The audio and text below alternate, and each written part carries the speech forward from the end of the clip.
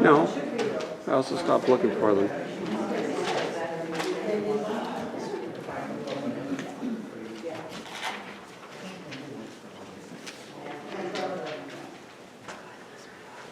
I don't know how this is for volume. Great. Is it good? Okay, thank you. Well, welcome. Nice for me to be here again in this pulpit. It seems as though it was a while since I was here. Nice to have you too. Thank you. Thank you. Just had some announcements. First of all, I want to say to the congregation what a wonderful supper you had last night. It wasn't supper, it was a dinner. And it was delicious. Everything was perfect, and the ambiance was exactly right, and the servers were wonderful, and it was just an excellent meal all around. Thank you so much for that. We enjoyed it. And a lot of you worked hard at that, and in fact, a lot of the people who are here worked hard at that last night.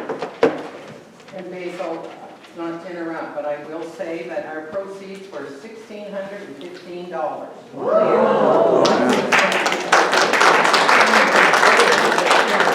Very good. Very good. In announcements, the only one that I've been asked to refer you to is the Lenten study on Thursday evening. Wendy sent me a message this morning. She wasn't sure what she had put in. She didn't put anything. She's got Wednesday in here. Lenten book study. What you need to do, in case it's not here, is the introduction and the first exercise for this Thursday. The introduction and first exercise are for this week. So just note that the books are outside on the table, and I'm not sure, maybe Linda Crane can take the money if anybody wants to buy theirs today. Or Martha, I don't know. All right, I don't think there's anything else in the way of announcements. There is. Tuesday, we had a fantastic meal here as well. We served over 120 people, Wow. and it was a very successful evening eating pancakes and beans. So just want to Sausages. say thank you. Pardon? And sausages. And sausages, yes, lots of sausages. But I just want to say thank you to everybody that participated and helped with that as well. Another fantastic evening. A little over $600 was raised that evening after proceeds gone out. It's a little bit more expensive, but thank you as well, guys. Thank you very much. We intended to be here, but we had to be in St. Stephen, and when we got to Harvey, it was already 6 o'clock, so we thought, well, there's no sense coming on. We'll stop in Harvey, which is what we did. And there will be gingerbread, whipped cream, and cheesecakes for coffee this morning. So don't go away. We need help. So folks, leftovers for lunch. And I'll tell you, if they were as good as they were last night, they're good leftovers. All right, the announcements. I think I will invite you now to stand as we join in the call to worship.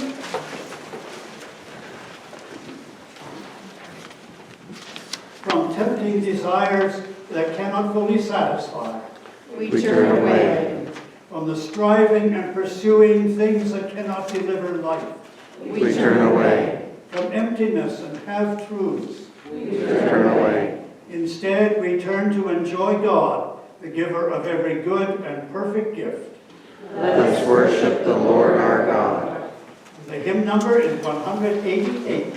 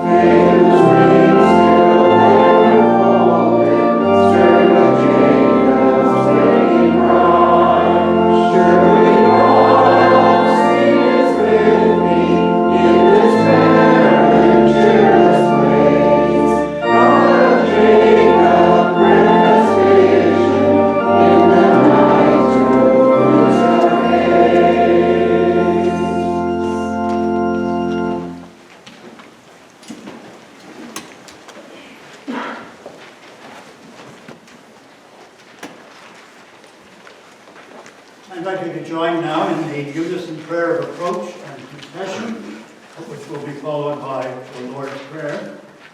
Let us join in prayer. Creator God, by your word we are fed. In your name is our purpose. In your love for our world is our hope. And so we offer you our songs and prayers of praise this day. We rejoice in your way of love and mercy. You invite us to look into a mirror of love, where we can see our value to you, as well as the need to change our ways. You call us to greater maturity and deeper love. Receive our love and help us to grow in this hour of worship. God of mercy, we come before you, bringing lives with burdens and cares, hopes and ambitions. We lay before you our grudges. We confess we are often so focused on these that we are distracted from your purpose for our lives. In these moments of silence, hear us as we acknowledge to you the things that occupy our thoughts, things that trouble us, and many things of which we are ashamed.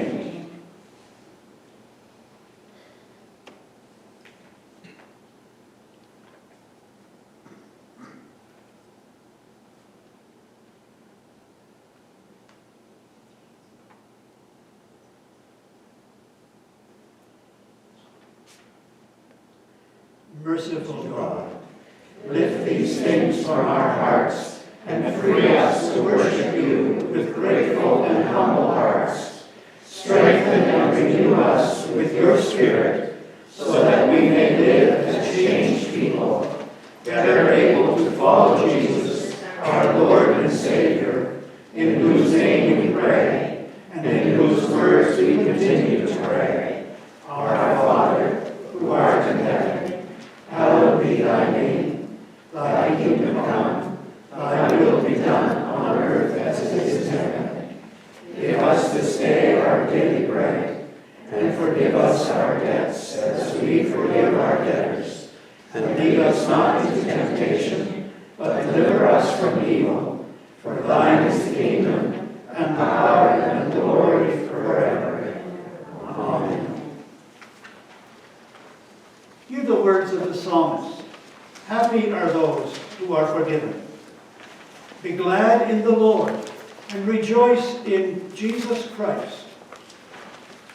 For we are forgiven and made new. Thanks be to God. Once again, let us join in singing hymn number 774. My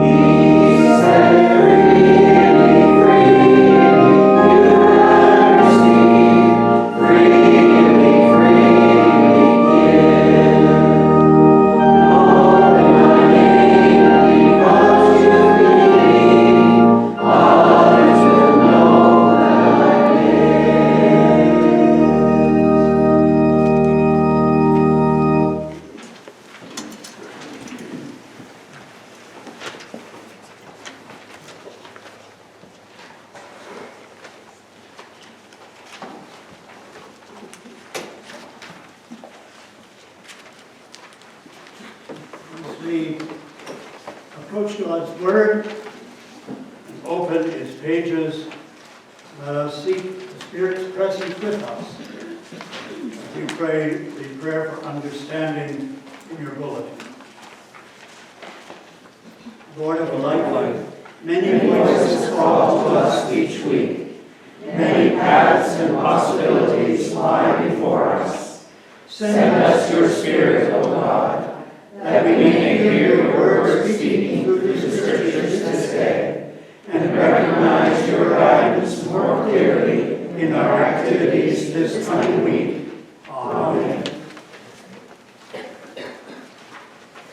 Our reading from the Hebrew Scriptures is from the book of Genesis, chapter 2, verses 15 to 17, and then we read chapter 3, verses 1 to 7. Beginning at Genesis 2, verse 15. The Lord God took the man and put him in the Garden of Eden to till it and keep it. And the Lord God commanded the man, "You may freely eat of every tree of the garden, but of the tree of the knowledge of good and evil you shall not eat, for in the day that you eat of it, you shall die." And in verse 3, chapter 3, verse 1. Now the serpent was more crafty than any other wild animal that the Lord God had made. He said to the woman, "Did God say, 'You shall not eat from any tree in the garden'?" The woman said to the serpent, "We may eat of the fruit of the trees in the garden." But God said, "You shall not eat of the fruit of the tree that is in the middle of the garden, nor shall you touch it, or you shall die."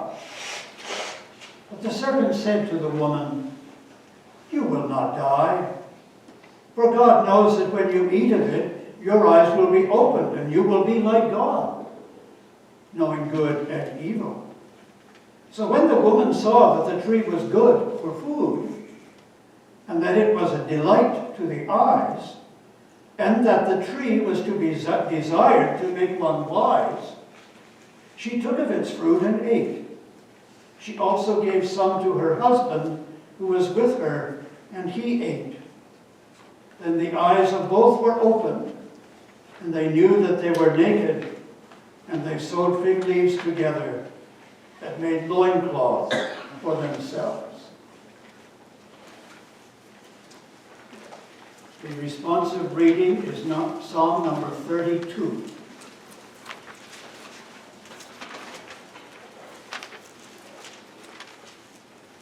Page numbers, I think are might be printed.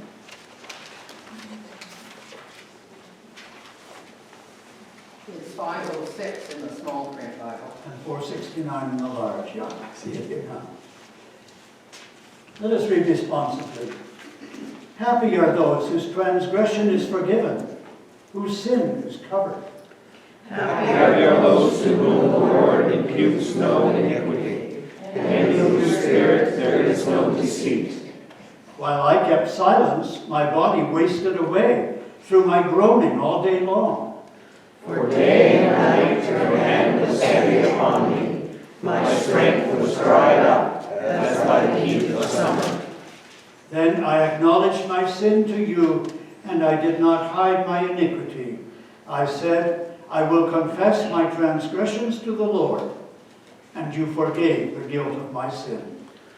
Therefore, let all who are faithful offer prayer to you. At the time of distress, the rush of the mighty waters shall not reach them. You are a hiding place for me. You preserve me from trouble. You surround me with glad cries of deliverance. I will instruct you and teach you the way that you should go. I will counsel you with my eye upon you.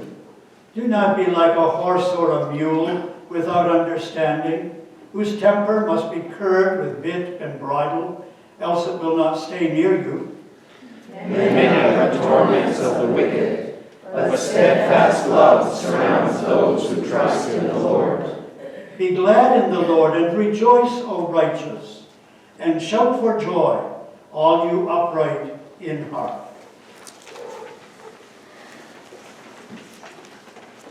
The reading from the epistle is in Romans chapter 5, verses 12 to 19. Page 156 in the small print, 136 in the large print.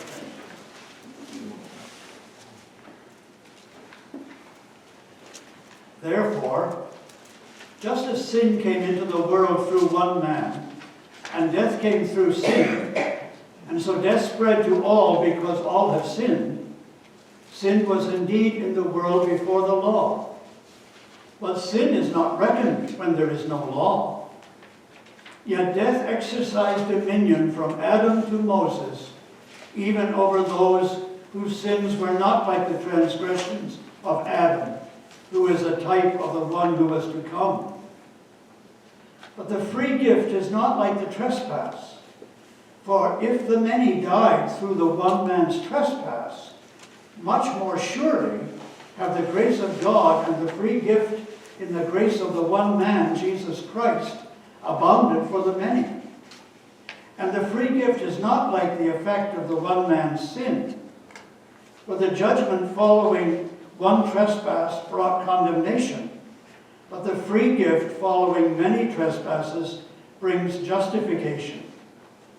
If because of the one man's trespass, death exercised dominion through that one, much more surely will those who receive the abundance of grace and the free gift of righteousness exercise dominion in life through the one man, Jesus Christ.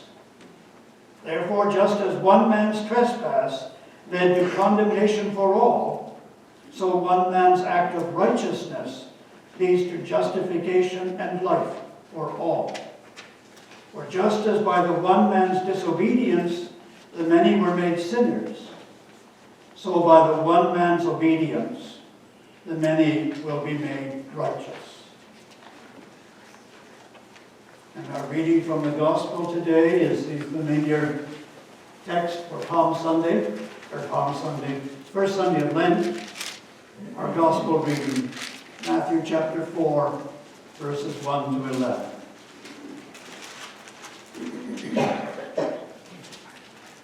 Then Jesus was led up by the Spirit into the wilderness to be tempted by the devil. He fasted 40 days and 40 nights, and afterwards he was famished. The tempter came and said to him, "If you are the Son of God, command these stones to become loaves of bread." But he answered, "It is written, one does not live by bread alone, but by every word that comes from the mouth of God." Then the devil took him to the holy city and placed him on the pinnacle of the temple, saying to him, "If you are the Son of God, throw yourself down, for it is written, he will command his angels concerning you, and on their hands they will bear you up, so that you will not dash your foot against a stone." Jesus said to him, "Again it is written, do not put the Lord your God to the test." Again the devil took him to a very high mountain and showed him all the kingdoms of the world and their splendor. And he said to him, "All these things I will give you if you will fall down and worship me." Jesus said to him, "Away with you, Satan, for it is written, worship the Lord your God and serve only him." Then the devil left him, and suddenly angels came and waited on him. The word of the Lord.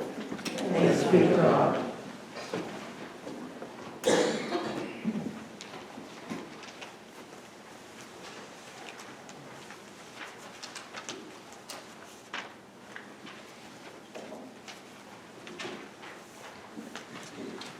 Just a few words now. I can't speak for the young, but I can speak for the young at heart. When you were a child, How many of you would wake up on a school morning and say, oh, I don't want to go today? And so you'd say, I feel sick. Oh, don't be afraid. Put up your hands. They'll all go up anyway. Sure, we trusted it. We tried it when we were children. And I didn't, oh, no? Not me, I had perfect attendance. I I did. From grade 1 to 12. I did. Well, good for you. We're in the lower grade. You're an exception. I tried it, and my mother would say, oh, well, then I guess maybe you'd better stay in bed. And then out would come, guess what? The castor oil. And I would jump out of bed and go to school. I think some of us even have tried to do it when we were adults.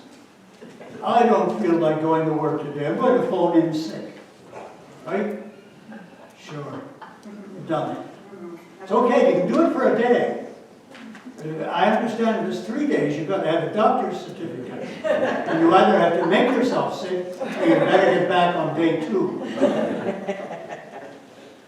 No, it's a temptation that we all fall into. And that's because all of us are tempted. Every day, we're tempted. Jesus was tempted. He met the devil out in the wilderness. And the devil tempted him. It was an awful experience for Jesus. He was tired. He was hungry. He hadn't eaten anything. And the devil kept coming after him and promising him all sorts of things if he would just forget about God and follow the devil. But Jesus refused to be tricked. And he did not give up. Over and over again, the devil would say to Jesus that he would give land and fame and food to him if Jesus would just fall down and worship him. He even made Jesus, forced Jesus, or tempted him to doubt who he really was. If you are the Son of God. And notice when I read the gospel, I kind of stressed that. If you are the Son of God. He made Jesus doubt, or tempted him to doubt who he really was. Maybe he wasn't the Son of God. Oh, maybe not. No. Maybe I'm just a human being. Maybe I should listen. Maybe I should eat those stones that are going to be turned into bread.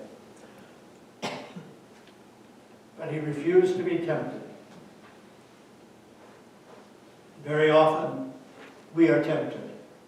In much the same way, we're being tempted often to doubt who we really are, to doubt our own personalities, our own beings. We're tempted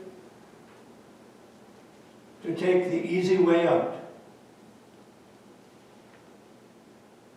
But sometimes we need some people to show us the castor oil, the medicine, when we're tempted. But we must fight the temptation. We must tell the devil to get away from us and stay away from us.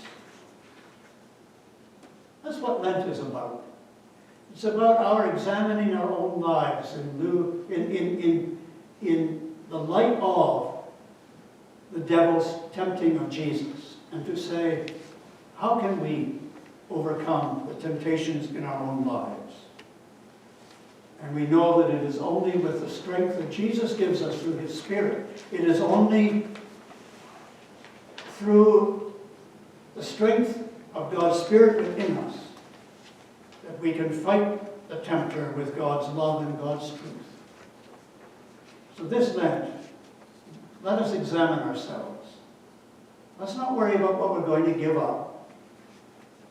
Let's worry instead about who we are, what God calls us to do and to be, and listen to the voice of the Spirit within us, strengthening us. Let's move on now with the hymn, a very brief one. Number 27, As the Deer Pants for the Water.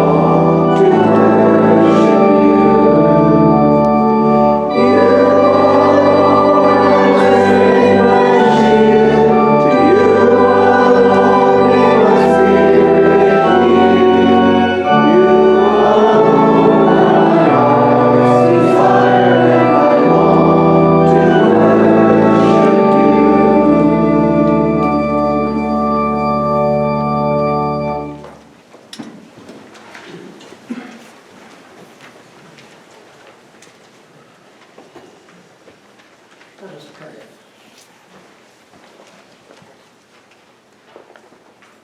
May the words of my mouth and the meditation of all our hearts be acceptable in your sight, O God, our rock and our Redeemer. Amen.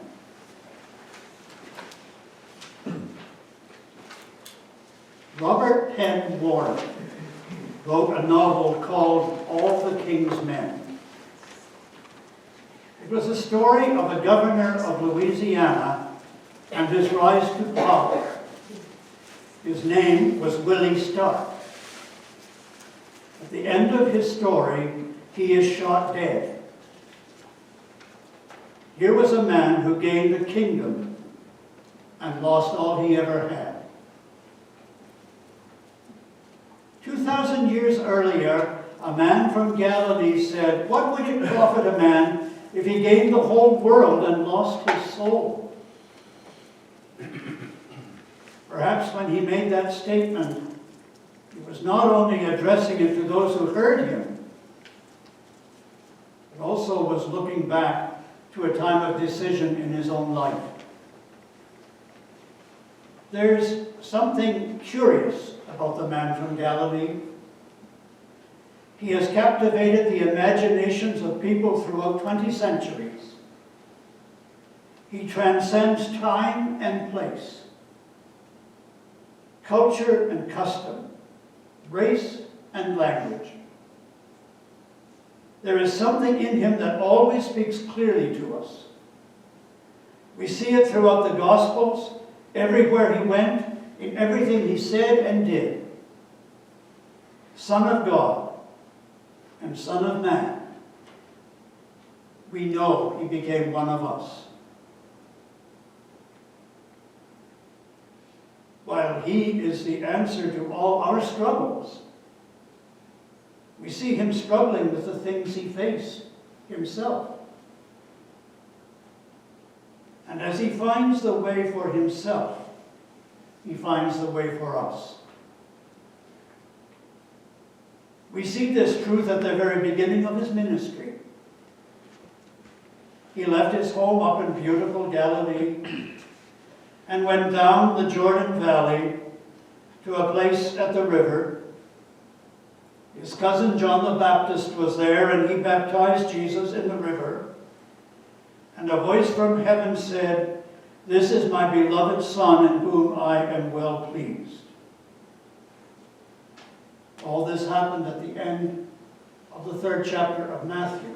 And then Matthew writes in the very next verse, the first verse of chapter 4, "Then Jesus was led up by the Spirit into the wilderness to be tempted by the devil." Immediately following his baptism, Jesus faces the temptations, the greatest temptations of his life.